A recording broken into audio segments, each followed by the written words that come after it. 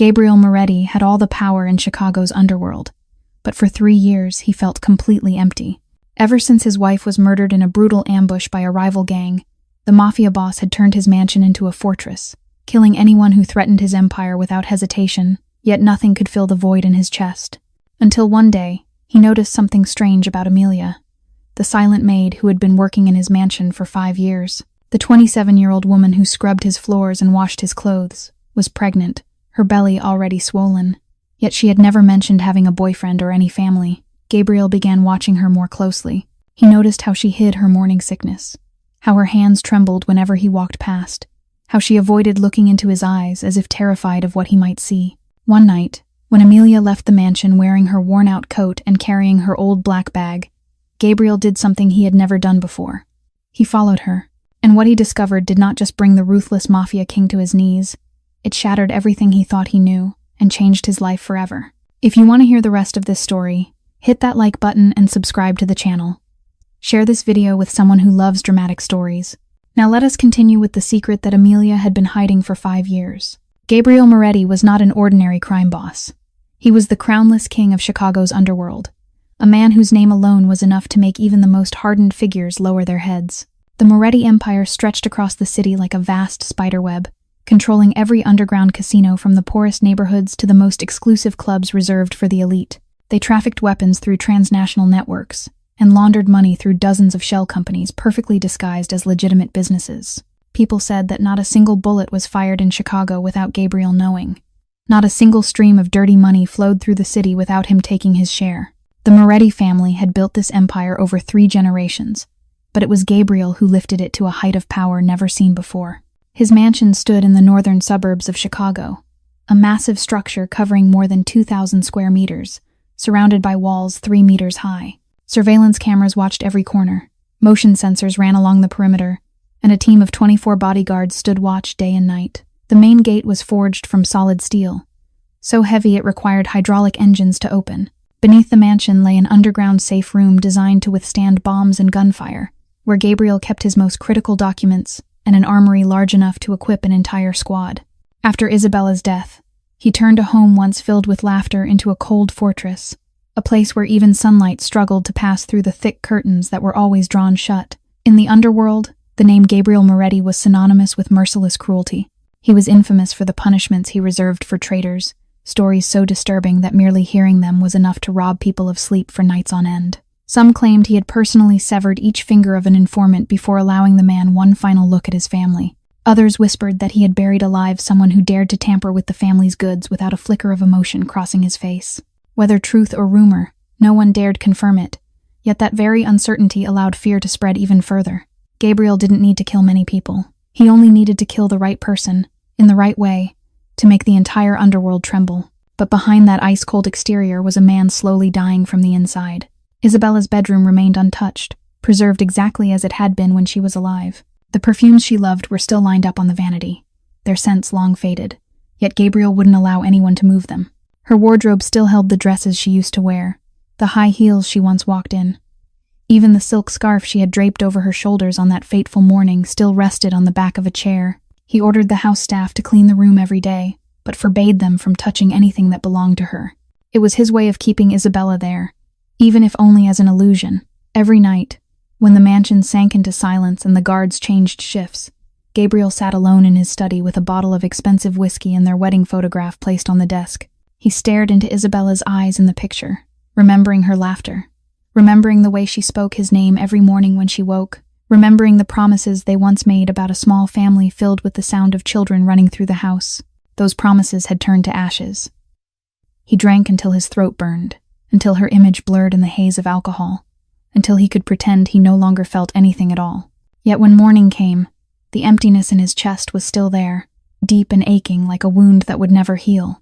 For 3 years, Gabriel Moretti had lived like a walking corpse. He still ran the empire, still gave orders to kill, still counted money and expanded territory, but it was all nothing more than the momentum of a machine that had lost its soul. He couldn't remember the last time he laughed. He couldn't remember what it felt like to look forward to a new day. For Gabriel, each day was only a meaningless repetition of the one before it, a long chain of hours he endured before returning to his bottle and the photograph of the woman he had lost. Isabella's death was a wound time could never heal. 3 years ago, on a clear October afternoon, with not a single cloud in the sky, Isabella decided to go shopping on her own. She wanted to find decorations for a room she planned to turn into a nursery. Just 1 week earlier, the doctor had confirmed she was 2 months pregnant. After so many years of failed fertility treatments, after countless nights of crying in despair, the miracle had finally arrived. Gabriel clearly remembered the radiant look on her face when she told him the news. Remembered how she placed his hand on her belly, even though there was nothing yet to feel. Remembered her whispering that they were about to have a complete family. He had promised to protect her and their child with his life. That promise became the most bitter lie of his existence. Isabella never made it home that afternoon. She was ambushed in the middle of a crowded street, on a road less than 100 meters from the shopping center. The Russo gang, a long-standing rival of the Moretti family, had been tracking her routine for weeks. They knew exactly when she left the mansion, which car she drove, where she would stop. 4 gunmen on 2 motorcycles closed in on Isabella's sedan the moment she exited the parking lot. They opened fire without mercy. More than 30 bullets tearing through the windshield, through the reinforced doors, through the fragile body of a woman carrying a small life inside her. Isabella died on the spot, her eyes still wide open, staring up at the deep blue sky she would never see again. When Gabriel received the news, he was in a meeting with his associates. The phone rang, Marco reported in a trembling voice, and Gabriel's world collapsed completely. He couldn't remember how he drove to the scene, couldn't remember how many police officers he shoved aside to reach his wife's body. He only remembered holding Isabella in his arms, her blood soaking his white shirt, her body growing cold as he screamed her name amid the crowd. He couldn't cry. The tears seemed frozen in his chest, replaced by a roar ripping from his throat like the cry of a mortally wounded beast. The medical examiner later confirmed that Isabella was pregnant when she was murdered. Gabriel didn't just lose his wife. He lost the child who never had the chance to be born. He lost the future they had dreamed of for so many years. What followed was the bloodiest week in the history of Chicago's underworld. Gabriel Moretti, a man already known for his ruthlessness, became a demon with no concept of mercy. He mobilized the entire family force, placing an enormous bounty on any information about the Russo gang. Within 72 hours, he had identified every person involved in the ambush and their locations. Then the slaughter began. Gabriel personally tortured the 4 gunmen who had fired into Isabella's car, forcing them to die slowly in unbearable pain over many days before granting them release. He wiped out the entire Russo family, sparing no one, from the aging boss to the newest recruits.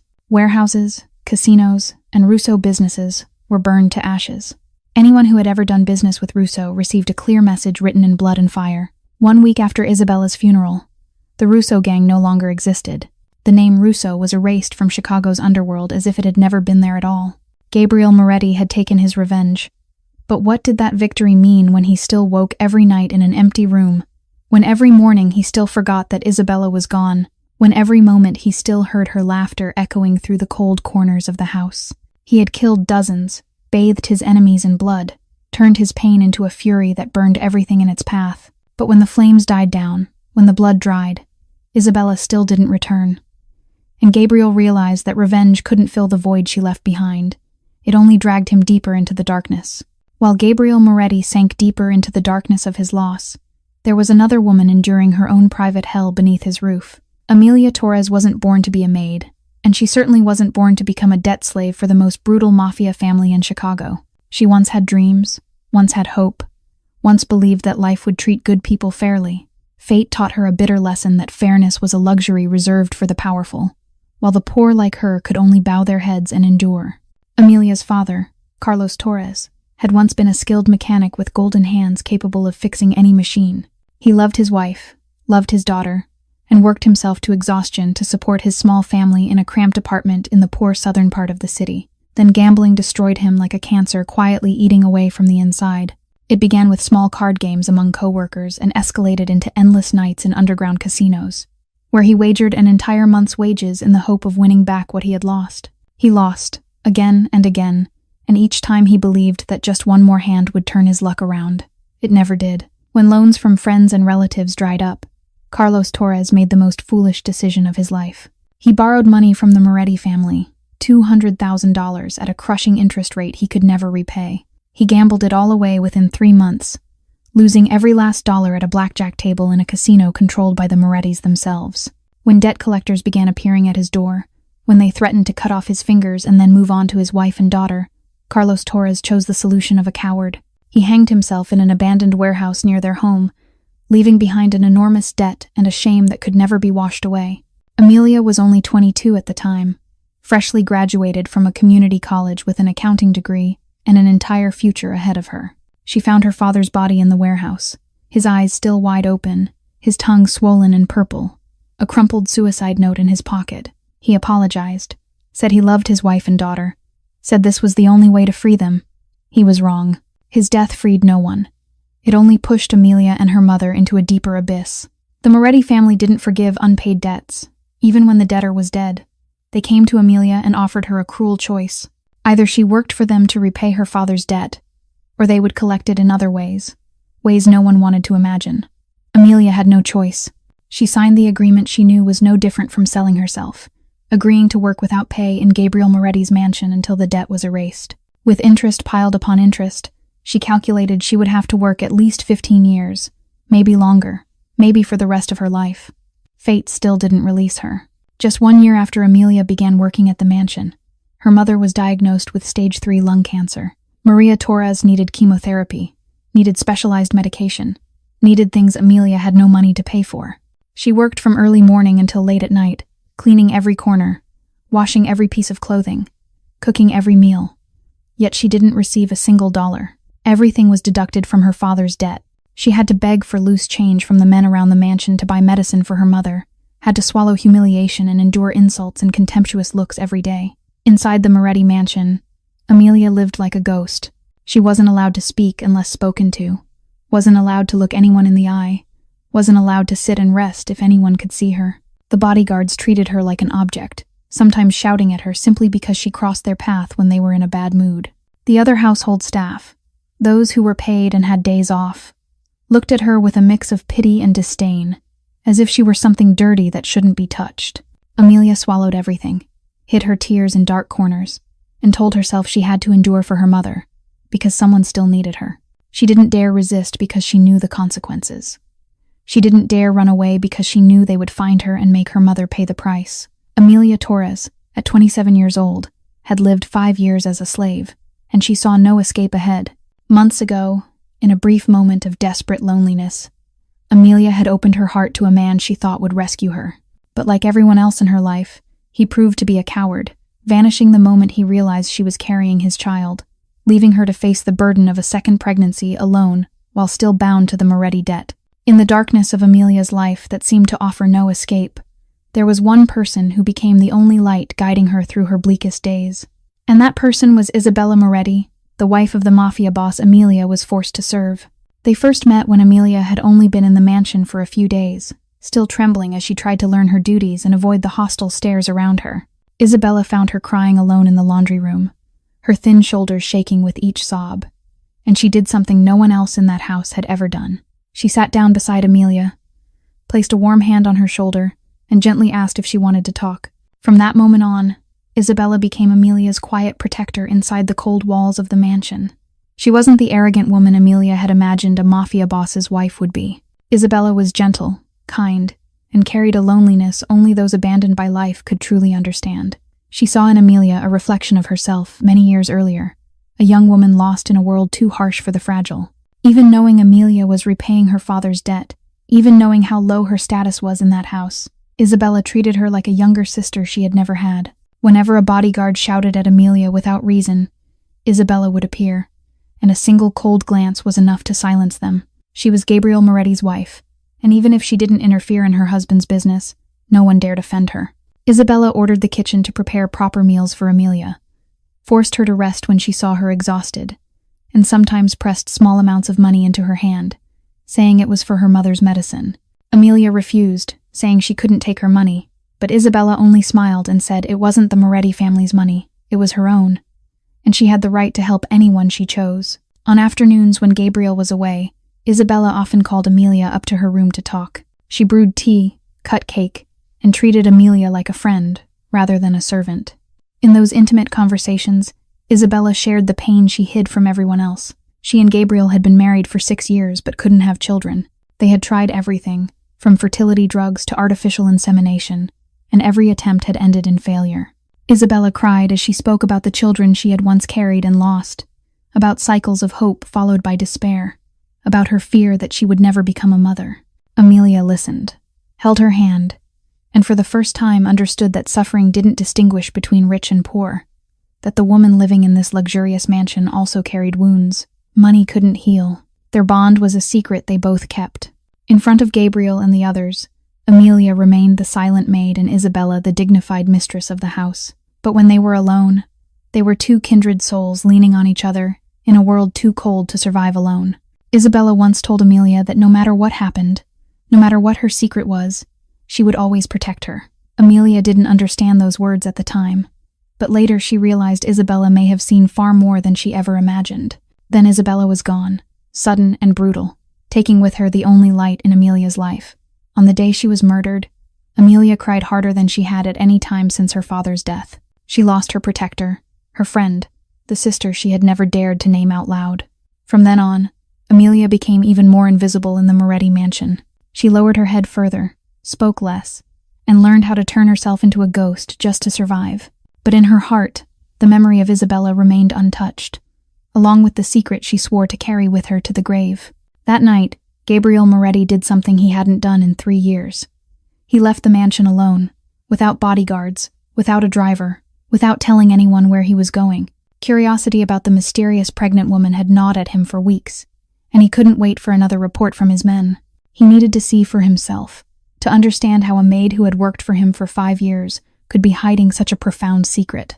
Marco had reported that Amelia lived in the southern slums, that no man ever visited her, but that information wasn't enough to answer the questions spiraling deeper and deeper in Gabriel's mind. He sat in his black Mercedes parked about 100 meters from the mansion's back gate, waiting for Amelia to finish her shift. The clock showed 9 in the evening when he saw her small figure step out through the servants' entrance. She wore an old gray coat worn thin at the shoulders, carried the same faded black bag she brought every day, her shoulders hunched against the early winter cold. Her belly was visibly round beneath the fabric, and Gabriel noticed she walked more slowly than usual, one hand supporting her lower back as if enduring constant pain.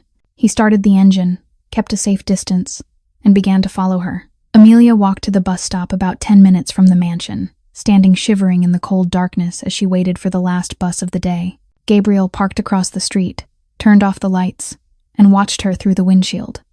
He realized he had never truly looked at her before, never seen her as a human being. To him, Amelia had been part of the mansion's furnishings, a silent ghost who cleaned and vanished, nothing more. But now, watching her stand alone beneath the dim yellow streetlight with her pregnant belly and exhausted face, he wondered what her life was really like after she left the house he called home. The bus arrived. Amelia climbed aboard with visible effort, and Gabriel drove after it. The journey lasted nearly 2 hours, passing through neighborhoods that shifted from wealth to middle class, and then sank to the very bottom of society. He watched the scenery outside the window change from elegant homes with lush green lawns to gray apartment blocks with flickering streetlights, and finally to dark alleys piled with trash and homeless figures curled against damp walls. His Mercedes looked absurdly out of place here, like a diamond dropped into a garbage heap, but he didn't care. He had gone too far to turn back. Amelia got off at an uncovered stop, in front of a row of decrepit apartment buildings with peeling paint. She walked a few more minutes, turned into a pitch-dark alley lit by only a handful of weak bulbs, then entered the gate of a 5-story building that looked as if it might collapse at any moment. Gabriel parked at the mouth of the alley, stepped out, and followed her through the darkness. Rain began to fall, first as a light drizzle, then quickly turned into a heavy downpour as if the sky itself were breaking open. He had no umbrella, no raincoat, but he didn't return to the car. He stood in the rain, lifting his face to look at the crumbling building Amelia had just entered. Her apartment was on the 5th floor. Gabriel knew because he counted each level as he watched her shadow climb past the grimy windows. A few minutes later, a weak yellow light flickered on in the far right corner apartment, and he knew she was home. Rain soaked his expensive suit. Water streamed down his face. But Gabriel didn't move. He stood there like a statue, staring up at the small window, glowing faintly, wondering why a woman who worked 14 hours a day had to live in such misery. He knew she wasn't paid, knew she was repaying her father's debt, but seeing it with his own eyes stirred something strange inside him, something he couldn't name. Then he heard it. From the slightly open 5th floor window, drifting down through the sound of rain striking concrete, came a child's voice, clear, eager, filled with affection. the voice of a child calling for his mother. Gabriel's heart clenched as if squeezed by an invisible hand. Amelia had a child she had hidden for so many years. And that child, who was the father? Gabriel stood frozen in the pounding rain, his clothes soaked through long ago without him even noticing. Every sense he had was fixed on the small fifth-floor window from which the clear voice of a child had just drifted down. He moved closer, sheltering himself in the shadow of the opposite wall, straining to hear more clearly through the curtain of rain. Then he heard it, unmistakable and sharp, the voice of a little boy asking with eager excitement if his mother was home, calling out to her again and again. Amelia's voice answered, soft and warm in a way Gabriel had never once heard inside the mansion, telling him she was home, calling him Noah, praising him for being good, asking if he had waited long. Noah. The child's name was Noah. Gabriel repeated it silently, as if carving it into his memory.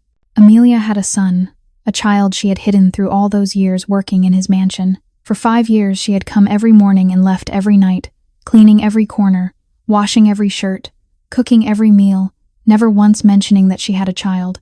Not once had anyone seen the signs of a mother. She had been so perfect in her role as a silent maid that everyone forgot she had a life beyond the walls of the Moretti mansion. Gabriel's heart pounded hard in his chest, not from the cold but from a strange sensation he couldn't define. Why had she hidden this? Who was the child's father? How old was the boy? Questions spiraled through his mind without pause.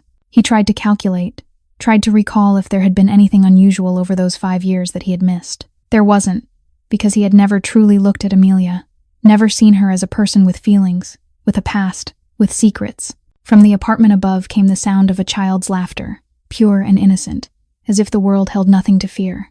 Gabriel heard Amelia asking if her son had eaten, heard an older woman replying that the boy had already had dinner and bathed, heard Noah eagerly telling his mother about his day. It was the sound of a family, small and poor, but still a family, the very thing Gabriel had lost 3 years earlier, and believed he would never have again. He remained in the darkness for nearly another hour, until the light in the 5th-floor apartment switched off and the building fell into silence. The rain eased, leaving only water dripping from awnings into shallow puddles on the street. Gabriel turned back toward the Mercedes waiting at the mouth of the alley, his steps heavy as if burdened by 1,000 unanswered questions. He sat in the car without starting the engine, staring blankly at the steering wheel. That night, Gabriel Moretti couldn't sleep. He lay on the vast bed in the cold room, eyes wide open, staring at the ceiling as images circled endlessly in his mind. Amelia with her growing pregnant belly, the decrepit apartment in the slums, the sound of a child calling for his mother. Who was Noah's father? Why had she hidden him? Why had she never asked for time off to be with her child? The questions haunted him like restless ghosts, and Gabriel knew he wouldn't find peace until he uncovered the truth. Tomorrow, he would investigate more thoroughly. He would find out who that child was and why his existence unsettled him so deeply. The next morning, Gabriel summoned Marco to his study the moment the sun began to rise. His loyal lieutenant looked at his boss with concern, because Gabriel's face was unlike anything he saw on ordinary days. No longer the familiar mask of cold detachment, but something closer to restless unease, as if something were gnawing at him from the inside. Gabriel gave his order curtly, his tone allowing no questions. He wanted Marco to break into Amelia's apartment while she was working at the mansion. He wanted to know everything about the child who lived there, and he wanted photographs. Marco nodded without a word, though confusion churned inside him as to why his boss would care about the child of a maid.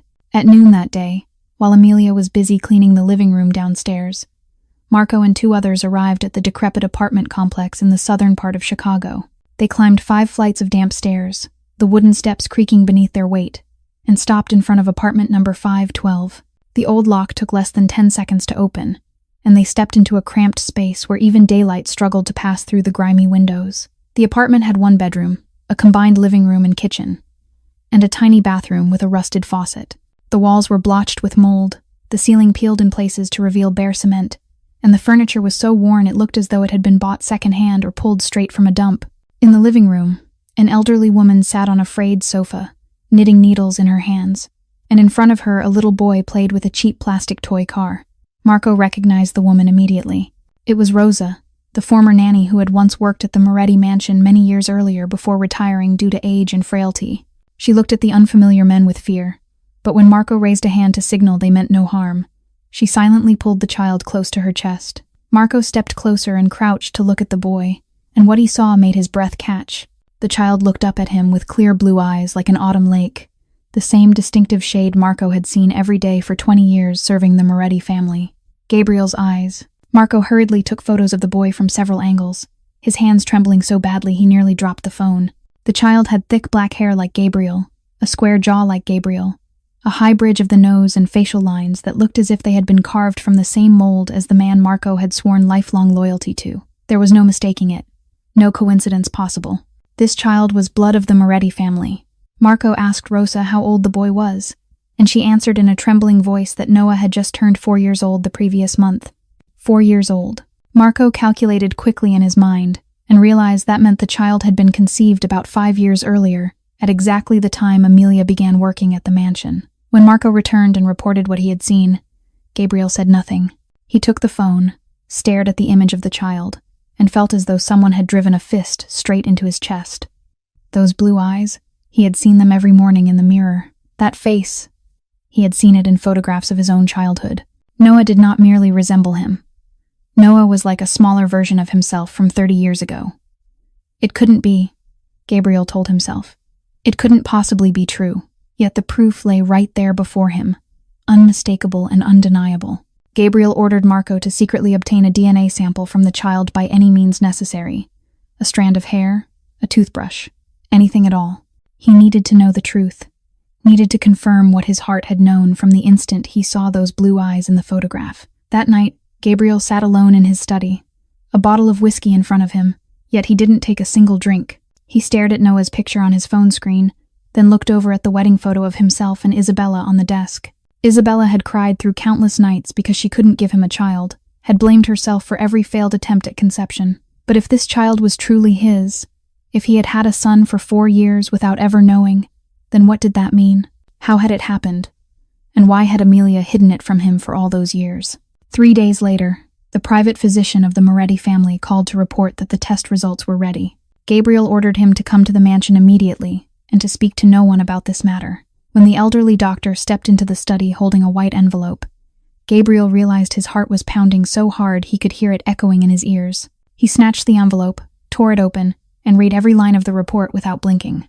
Probability of paternal blood relationship 99.99%.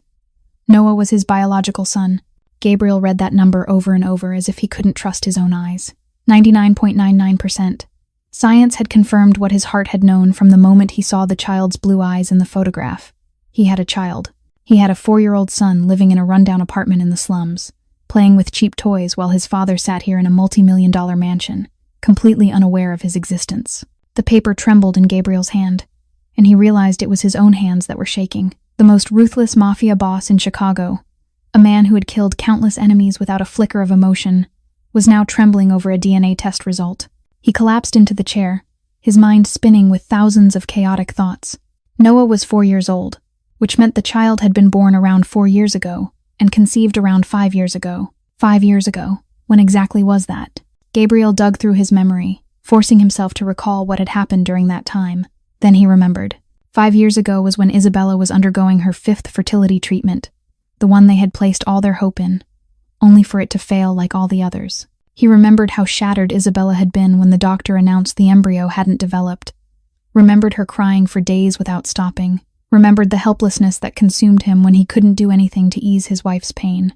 But he didn't remember sleeping with Amelia. Gabriel searched every corner of his memory, trying to find any trace of how and when it might have happened. He remembered drinking heavily during that period, remembered long nights sitting alone in his study with a bottle of whiskey to drown the pain of failure, remembered the numbness as alcohol flooded his blood and washed every thought away. Had he done something during one of those drunken nights that he could no longer remember? Had he touched Amelia in a haze of alcohol and then forgotten it all the next morning? Gabriel looked down at the test result again, the 99.99% seeming to mock him. He had had a child for 4 years without knowing, while Isabella died with the pain of never being able to become a mother. If she had known that her husband had a child with a maid under their own roof, how would she have felt? Would this truth have destroyed her or brought her joy? Gabriel didn't know, and he never would, because Isabella was no longer here for him to ask. Now he needed answers from the only person who could explain everything.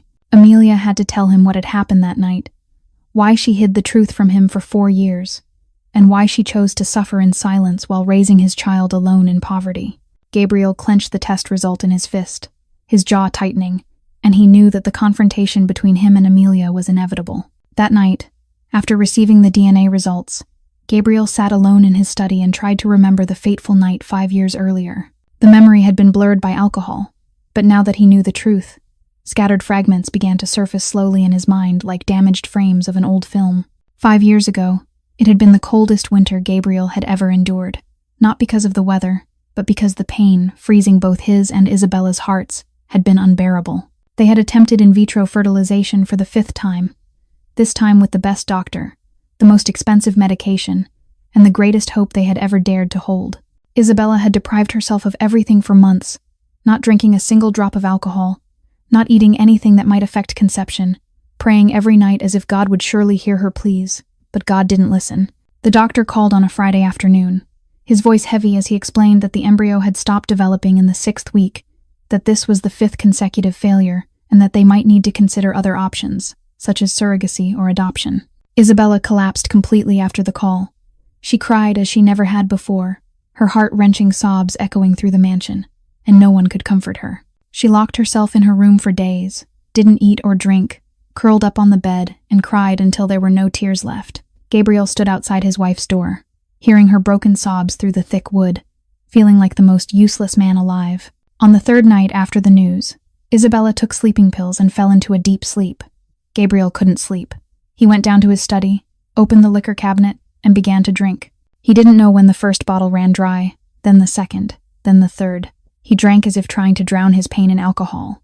Drank until the room began to spin, until he could no longer tell what was real and what was not. He thought of Isabella, of the child they would never have, of the endless cycles of hope and disappointment, of the helplessness of watching his wife shatter while being unable to do anything. He smashed a glass against the wall, hurled a whiskey bottle onto the floor, screamed in drunken madness like a man losing his sanity. The noise woke someone. Amelia, the maid who had been working there only a few months, was sent in by a bodyguard to clean up the mess in the boss's study. She entered the dark room, lit only by a weak desk lamp, and saw Gabriel slumped on the floor amid broken glass, a nearly empty bottle in his hand, eyes red and unfocused. She bent down to gather the shards, trying to make no sound so as not to disturb him. But in his drunken haze, Gabriel looked up and saw the figure of a woman in the dim light. Long black hair like Isabella's, a slender frame like Isabella's, and with his mind numbed by alcohol, he believed it was Isabella. He called his wife's name, his voice choked with pain. He reached out, grabbed the woman's wrist, and pulled her close. Amelia froze in terror, not knowing what to do. She wasn't Isabella. She wanted to say it, but the words stuck in her throat. Gabriel held her, whispering words of love meant for his wife, apologizing for failing to give her a child, apologizing for everything. His tears fell onto her shoulder, and Amelia realized that this ruthless mafia boss was also just a man breaking apart from grief. She wanted to push him away, wanted to tell him she wasn't his wife, but she was afraid. She feared his reaction in his drunken state, feared he would erupt in rage and turn his fury on her, feared he would throw her out and she would have no way to repay her father's debt. Amelia was only 22, a young woman who had never been touched by anyone, and she didn't know how to handle what was happening. When Gabriel kissed her, when he laid her down on the sofa in the corner of the room, when what followed unfolded like a nightmare she couldn't escape, Amelia could only close her eyes and pray for it to end quickly. She didn't cry, didn't scream. She lay still like a lifeless doll and endured. The next morning, when Gabriel woke on the sofa with a splitting headache, he remembered nothing of the previous night, except that he had drunk far too much. The room had been completely cleaned, no trace left of broken glass or empty bottles. He assumed someone had tidied up while he slept and didn't bother asking who. He had more important things to worry about, like how to help Isabella survive this blow. He had no idea what he had done the night before, no idea that the woman in his arms hadn't been his wife, and no idea that a small life had begun forming inside the silent maid. As for Amelia, she woke in the small basement room reserved for servants, looked into the mirror and saw a stranger staring back. She showered, put on her uniform, and went to work as if nothing had happened. She told no one, didn't cry out, didn't accuse, because she knew no one would believe a maid repaying a debt, because she knew that if she spoke, she would be the one blamed, and because she knew that in this world, the weak had no right to justice. Amelia swallowed her pain and continued living, until 2 months later, when she discovered she was pregnant and realized that the fateful night had left a mark that could never be erased. That evening, after the mansion had fallen into silence and most of the staff had retreated to their rooms, Gabriel instructed Marco to bring Amelia to his study. The room was shrouded in darkness, lit only by a small desk lamp that cast a dull yellow glow and painted strange shadows along the walls. Gabriel sat behind the black oak desk, his face swallowed by shadow, with only his cold blue eyes glinting like those of a predator watching its prey. On the desk before him lay the DNA test result, motionless and heavy, like a death sentence waiting to be read aloud. He had waited for this moment all day, had prepared thousands of questions in his mind. Yet when the knock sounded and Amelia stepped inside, he realized he still wasn't ready to face the truth. Amelia entered with her usual timid posture, head bowed, eyes fixed on the floor, hands clasped in front of her ever-growing belly. She didn't know why her employer had summoned her at this hour, but the instinct of someone who had lived in fear for 5 years told her something was terribly wrong. Her heart pounded violently in her chest as she stood before Gabriel's desk, waiting for him to speak. The silence stretched until it became suffocating, broken only by the steady ticking of the wall clock, as if counting down to an unavoidable disaster. Then Gabriel spoke, his voice low and icy. He asked her if she knew why he had called her here. Amelia shook her head, her voice trembling as she said she didn't know. Gabriel said nothing more. He simply picked up the paper on the desk and threw it toward her. It spun through the air before landing at Amelia's feet, face up on the floor, the bold printed lines clearly visible beneath the lamp's glow. Amelia bent down to pick it up, and the instant her eyes caught the numbers, 99.99%. The instant she read the confirmation of a paternal blood relationship, her entire world collapsed. The paper slipped from her fingers. Her legs buckled as if all strength had been drained from her body. Amelia fell to her knees on the cold floor, tears spilling uncontrollably. She had known this day would come, had feared it for 5 long years, and now it was here. Gabriel knew. He knew Noah was his son. He knew she had hidden the truth from him for 4 years. And from everything she knew about this man, about his merciless cruelty, she was certain she would die tonight. She wasn't afraid of death. She was afraid for Noah, afraid for her little boy sleeping peacefully in a rundown apartment, unaware that his mother might never return. She crawled toward Gabriel's desk, knelt, pressed her hands together as if in prayer, and begged through choking sobs. She asked him to kill her if he wished, to punish her in any way he saw fit, but pleaded that he not touch Noah. The child was innocent. He knew nothing. He had done nothing wrong. She was willing to accept any punishment, willing to die right there if that was what he wanted, as long as he promised Noah would be left in peace. Amelia cried as she never had before, her broken sobs echoing through the dark room, and for the first time in 3 years, Gabriel saw a woman crying before him who wasn't Isabella. Gabriel rose, walked around the desk, and stopped in front of Amelia as she knelt on the floor. He looked down at her from above, his face revealing no emotion, while inside him a storm raged. He asked why she had hidden it from him, why she hadn't told him from the beginning, why she had chosen to raise the child alone in poverty, instead of coming to him and demanding what the child deserved. His voice didn't shout or snarl. It was cold and even, as if he were asking about a business report, and that calm was more terrifying than any outburst of rage.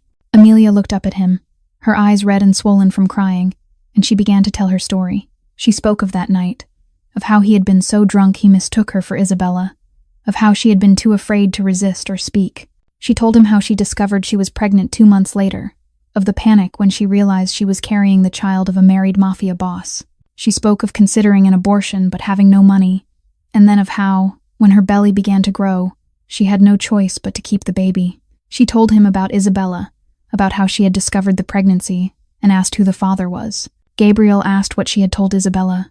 Amelia lowered her head, her voice a whisper as if afraid someone might hear. She said she had lied. She told Isabella she had been attacked by a stranger on the street while walking home late from work. She hadn't dared tell the truth because she knew Isabella was suffering from being unable to have children.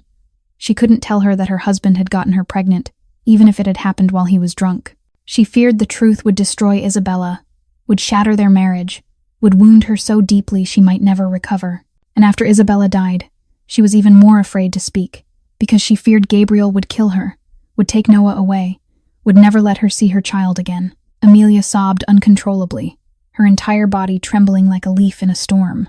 She said she was sorry for hiding the truth, sorry for letting Noah grow up without a father, sorry for everything. But she begged him to understand her. She was only a weak woman trying to protect her child in a world that was brutally cruel to people like her. She had no power, no money, no one on her side. All she could do was remain silent and endure, because that was the only way she and Noah could survive. Gabriel stood in silence as he listened to Amelia speak, his face still cold as stone, yet something had begun to waver in his eyes. When she finished, he thought he finally knew the whole truth, but Amelia hesitated, then said there was one more thing she had to tell him. Trembling, she stood up, asked his permission to retrieve something, and stepped out of the room. A few minutes later, she returned, holding an old, yellowed envelope, one she had guarded like a treasure for 3 years. She placed it on the desk in front of Gabriel, and said it was something Isabella had entrusted to her before she died, with instructions to give it to Gabriel only when he learned the truth about Noah. Gabriel stared at the envelope and instantly recognized his wife's familiar handwriting on its surface. His name was written in blue ink, the strokes soft and graceful, just like Isabella herself. His hand shook as he picked it up, and it took him several seconds to steady himself before opening it. Inside was a long letter spanning 2 pages, handwritten carefully on the lightly scented paper Isabella always used. He began to read, and each word felt like a blade cutting into his hardened heart. Isabella wrote that she knew the truth. She had never believed Amelia's story about being attacked by a stranger, because she knew Amelia never came home late, because she knew the girl was too gentle and timid to lie convincingly. Isabella had quietly watched, had asked the family physician to take a DNA sample from Noah when the child was newly born, and she had known the result before Noah turned 1 year old. Noah was Gabriel's son, his blood, the child she had longed for over so many years but could never have. Gabriel had to stop reading for a moment as his vision blurred. Gabriel couldn't believe Isabella had known the truth from the moment Noah was born until her final breath without saying a single word. She had lived with that secret, watching Amelia work every day in the mansion, and knowing her husband had a child with another woman. Yet she chose silence to protect the fragile peace of their home. Why? He kept reading to find the answer. Isabella wrote that she wasn't angry with Gabriel, because she knew that night he didn't know what he was doing. She knew he had been drunk beyond awareness. She knew he had been broken by the pain of not being able to give her a child, and she knew he would never have betrayed her intentionally. She also wasn't angry with Amelia, because she knew the girl had no choice, no right to refuse, and had endured everything alone in silence for years. If there was anyone to blame, Isabella wrote, it was fate itself, the destiny that had arranged a tragedy none of them had ever wanted. But what choked Gabriel the most were the final lines of the letter. Isabella wrote that she had prayed for years to give him a child, and even if that miracle hadn't come from her, it had still come. Noah was that miracle, the answer to her prayers, even if it arrived in a way no one could have imagined. She wrote that if she couldn't be the child's mother, she could at least protect him from afar, could help Amelia raise him without anyone knowing. She wrote that she loved Gabriel, loved him enough to accept everything, even watching his child grow up without ever being able to call him her own. And at the end of the letter, as if she had sensed what was coming, Isabella wrote that if one day she was no longer by his side, she wanted him to find Noah, to be the child's father, to give him what he deserved. She wrote that she wanted Gabriel to be happy, wanted him to have a family, and if the woman who brought him that happiness was Amelia, then she accepted it. She wrote that she forgave everything, and she only wished he wouldn't live in darkness forever. The final line of the letter was written in uneven strokes, as if Isabella had been crying when she wrote it, saying, I love you, Gabriel, please live a happy life for me. Gabriel finished reading and collapsed into the chair. The paper slipped from his hand and drifted softly to the floor like a dry leaf. And then, for the first time in 3 years since Isabella's death, the most ruthless mafia boss in Chicago cried. Not with sobs, not with screams of agony, but with silent tears streaming down his hardened face, tears he believed had dried up long ago. He cried for Isabella, for the boundless love she had given him, for the quiet sacrifice she had carried for so many years. Amelia stood frozen in the corner of the room, crying as well, and for the first time she saw the real Gabriel Moretti, not the terrifying mafia boss, but a man shattered by the loss of the woman who had loved him more than anyone else in the world. 2 days after that confrontation, Gabriel decided to meet his son. This time he didn't watch from a distance, didn't stand in the rain staring up at a window like a stranger. He drove to the rundown apartment complex in the southern part of Chicago on a weekend afternoon, when Amelia was home with Noah. She knew he was coming. He had called ahead, and she had spent the entire night preparing herself for the moment she both longed for and feared. Gabriel climbed the 5 flights of worn stairs, hearing the steps creak beneath his expensive leather shoes, his heart pounding harder than it ever had in his life. He had faced hundreds of enemies, stared down gun barrels without flinching. Yet now, standing before the door of the apartment where his son lived, his legs felt heavy as if weighted with stone. Amelia opened the door, her face tense but trying to remain calm. She stepped aside to let Gabriel in, and he saw the small apartment where his child had lived for 4 years. It was even more miserable than he had imagined from the outside, with walls stained by damp patches, battered furniture crudely patched together, and weak light filtering through dust-covered windows. But Gabriel had no time to take it in, because in the middle of the living room, a little boy sat on the floor playing with a plastic toy car, and that child looked up at him with clear blue eyes. Noah studied the tall stranger with the curiosity of a 4-year-old. He wasn't afraid, didn't hide. He simply tilted his head and asked in a bright voice who the man was and why he had come to his house. Gabriel froze, his throat tightening until no words would come. He looked at the child, at the thick black hair so much like his own, at the square chin and high bridge of the nose copied from his face, and something inside his chest shattered and knit itself back together all at once. This was his son, his flesh and blood, the child he had dreamed of for so many years with Isabella. He slowly knelt so his eyes were level with Noah's, his voice rough as he answered that he was a friend of his mother. Noah considered him for a moment, as if deciding whether to trust this stranger, then broke into a wide grin and turned back to his toy. He held up the car proudly and told Gabriel it was his, that his mother had bought it a long time ago, but one of the wheels was broken and it didn't run anymore. Gabriel looked at the cheap plastic car with its cracked wheel and peeling paint, and his heart clenched painfully. The son of the richest mafia boss in Chicago was playing with a broken toy that Amelia had likely bought secondhand with the little money she could beg from people at the mansion. Gabriel reached out and gently took the car from Noah's hands, turning it over as if it were the most precious thing in the world. He told the boy he would buy him a new car, the most beautiful one, the fastest one.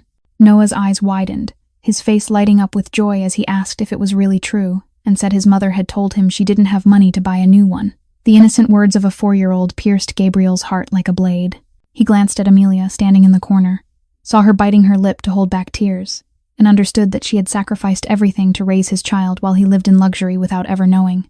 Noah suddenly reached up and touched Gabriel's face, his small fingers brushing the man's cheek, and asked with simple wonder why his eyes looked like Noah's, because his mother had said blue eyes were very rare. Gabriel took his son's tiny hand and held it in his palm, feeling how fragile it was, as if it could break if he squeezed too hard. This was his child, carrying his blood, and he had missed the first 4 years of his life. He couldn't reclaim the years already lost, but he swore to himself that from this moment on, he wouldn't let Noah lack for anything ever again. After that first afternoon with Noah, Gabriel returned to the mansion with his mind in turmoil and a decision already taking shape. He couldn't allow his son to continue living in a rundown apartment in the slums, couldn't allow a child carrying the Moretti bloodline to grow up in deprivation and poverty. He summoned Amelia to the mansion that very evening, after Rosa had taken care of Noah, and informed her of his decision in a voice that allowed no refusal. He wanted her and Noah to move into the mansion immediately, to live in their own private rooms with every comfort, and Noah would be treated as the official heir of the Moretti family. It was an order, not an offer. But Amelia did something no one in the Moretti family had ever dared to do. She refused. She stood before Gabriel with determined eyes despite her trembling voice, and told him directly that she didn't want her son to grow up in that world. She didn't want Noah to know his father was a mafia boss, didn't want him to see armed guards walking through the house, didn't want him to hear meetings about killing or weapons trafficking. She wanted Noah to have a normal childhood, to attend a normal school, to play with normal children, and to grow into a decent man, rather than a criminal like his father. Gabriel was so furious he slammed his hand on the desk, sending a glass crashing to the floor and shattering. He roared at Amelia, demanding to know who she thought she was to